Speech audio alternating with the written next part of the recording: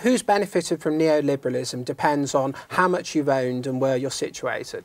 There are a group of people who've benefited hugely, and they're the people who are able to speculate, to buy assets and to benefit from the increase in asset price. But you and I, ordinary people, the most expensive asset they own is their own home. Now, what's actually happened, because real wages have essentially stagnated or fallen across the world, is that our house prices may have risen, but we've sold it to the bank. We've sold our rising equity in our houses to the bank. We've used debt to massively augment or increase our income. And we've also forced women of school-aged children into the workforce when they didn't necessarily want to go into.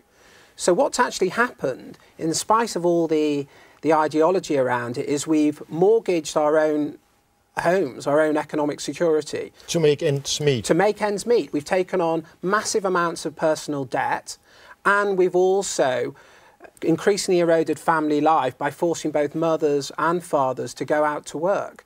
And so I would argue that actually we haven't seen the huge rises in prosperity that we're told we've experienced. We work longer hours for less wages and have taken on more debt, and more of us work.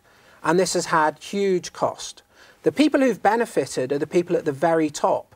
The vast majority of the middle and the working class haven't benefited, and the working class have actually suffered hugely disproportionately. And this is true across all of the developed nations.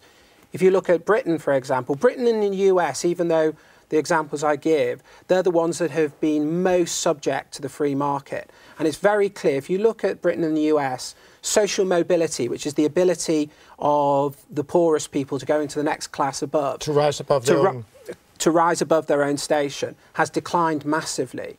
In Britain now, it's harder to move from your income level to the next income level than it was 30 years ago. Indeed, it's declined to levels before the Second World War.